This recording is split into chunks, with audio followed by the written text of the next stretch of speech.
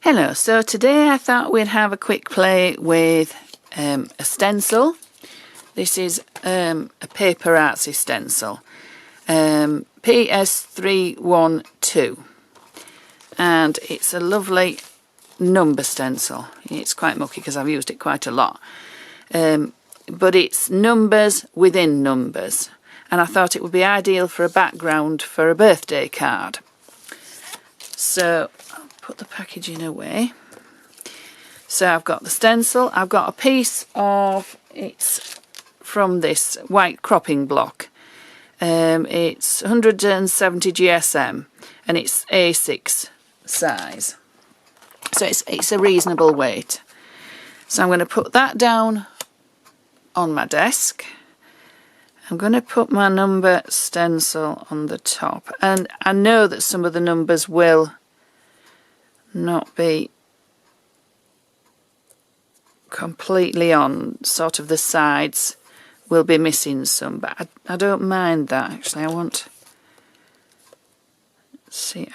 there to be some overlap on all the edges.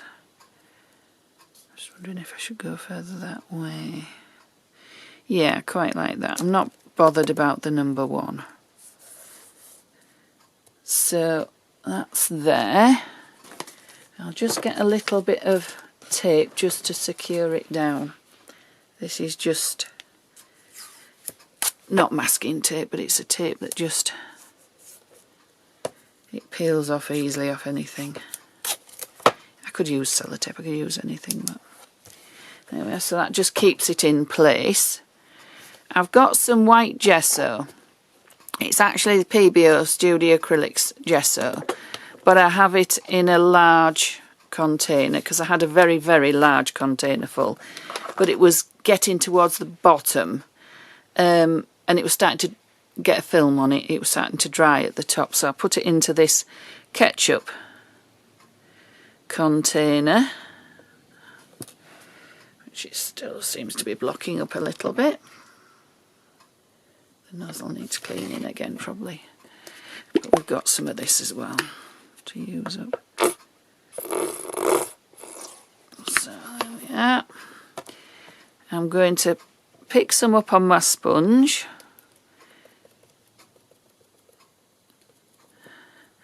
and then dab so that it goes through the stencil.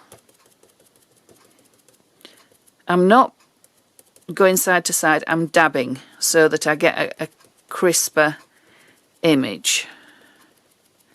And I'm not overloading my sponge and then it doesn't seep underneath the stencil, hopefully.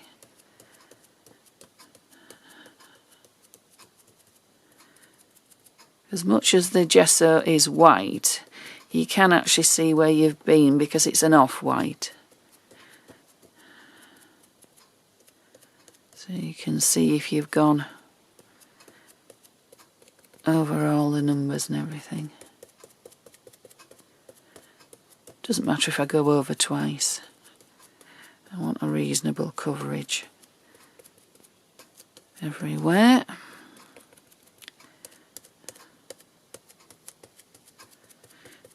And what this does, the gesso acts as a resist to anything sort of water reactive on the top. So once it's dry, I'll be able to add something to the top and the gesso will act as a resist, as I say. I think I've got everything well and truly done. I'm going to put my sponge straight in the little pot of water so that it'll clean. I'm just going to get that bit of gesso and put it in one of my roll-off books. I have these colouring books, and whenever I get any sort of leftover mediums like this gesso, I just add them into the books and it's the start of a background. Mostly the pages will be completely covered with all paints and everything, so that you won't actually see what's on the page, but it's got a little bit of depth underneath it. I just keep that underneath my desk. So let's get the stencil off.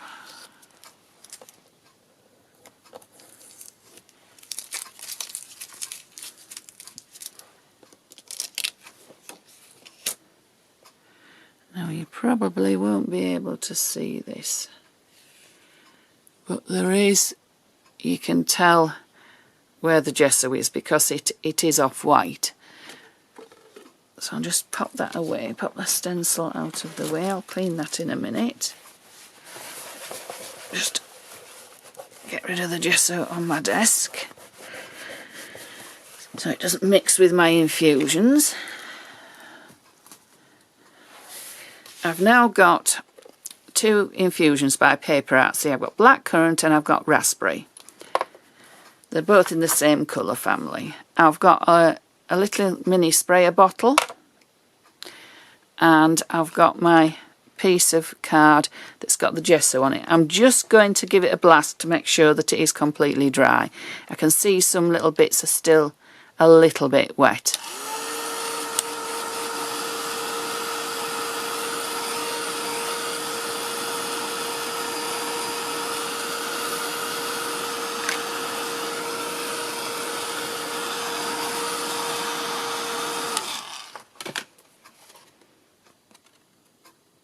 Yeah, I think that's dry. I don't think there's any wet bits. No, that's it. Now there's two ways of doing this. You can sprinkle the infusions on and then blitz, or you can just dip it into infusions that you've reacted on your glass mat. So make sure we're in shot. Yeah. I'm just going to sprinkle. I'll do, it's probably too much, raspberry at the top, and blackcurrant at the bottom. Way too much, I know, but I'll be able to mop it up with some other paper. Then I'm just going to spritz it with the water, and you can see it's reacting. Looks not very impressive at the moment, but I'm going to just roll over it.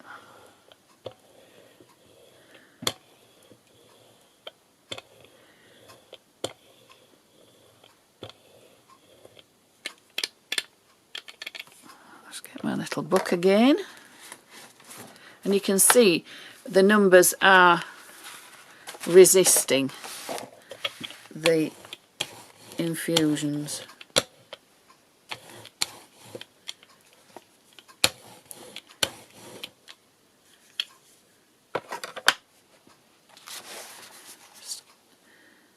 So I'm just going to lift that up and stand it so that the infusions drain.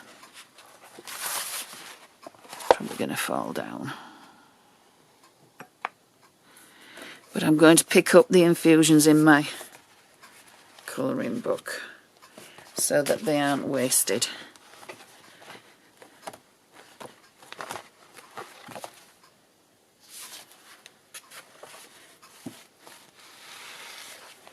Yeah, there's not much left. Oh, see, there's quite a lot on the back. I did use too much infusions, but I haven't wasted them. They're in my book. Right, so we'll just move that to the centre, give it a blast.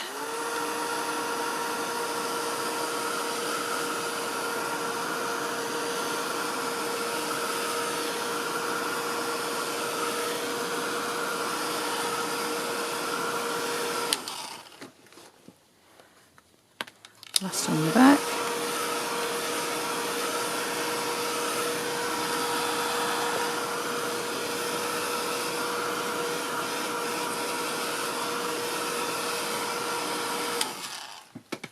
There we are, and there we have quite a nice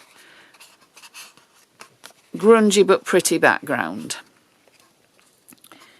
You can, if you want, add a little bit more interest by just getting a wet brush and just splashing it.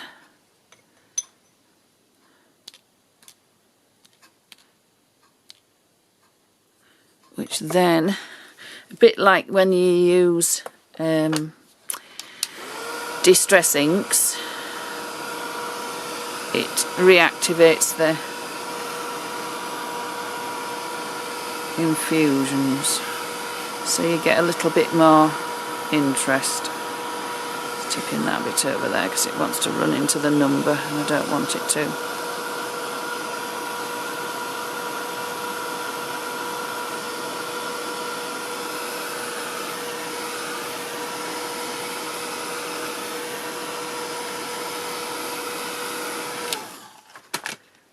That's about dry. So there we are, you've got a nice grungy, distressed background. I am just going to try something. I've got some plain water.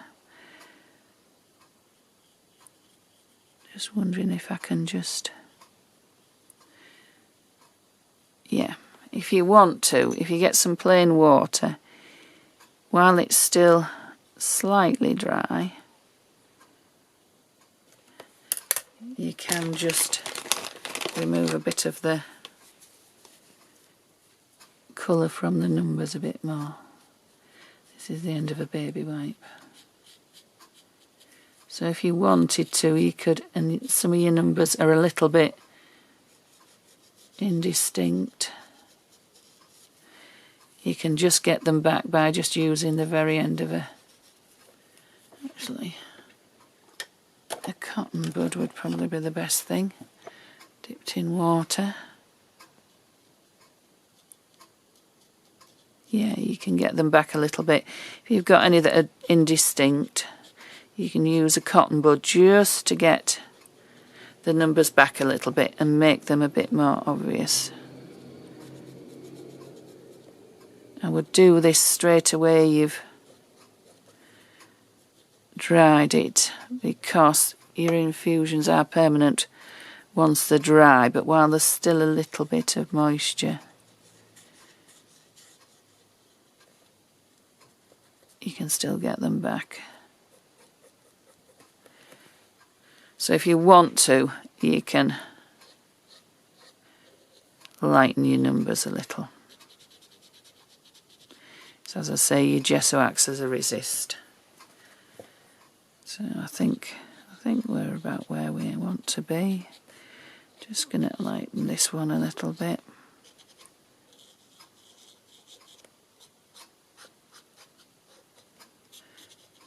And if you had a stencil and you wanted just one area to stand out, you could keep going and remove the majority of the colour off it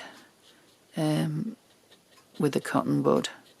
As you see, if you keep going, you can get it back quite a lot. So there we are, that's my grungy, distressed number background for a birthday card. And I'll possibly put a sentiment, happy birthday, age is just a number. Hello. So we're back. I've finished this very, very simple card. I've just got a peel off and it says happy birthday. There's some little flowers and some little dots. So where there was dots on the background paper, I've put little dots or little flowers. And I've just put the happy birthday there. I might underline the happy birthday. I'm not sure. I think possibly I'll leave it. And I may do a stitched border round as well, because I think that might just finish it off. But but you don't need to see me do a stitch border. But basically this is the card. I've done it so it opens at the top, so it's like a tent card, and I think that's just nice for a simple birthday card for a lady. So I hope you like that, and I hope you give it a go. That you can use the technique on an awful lot of different backgrounds with different stencils. So give it a go.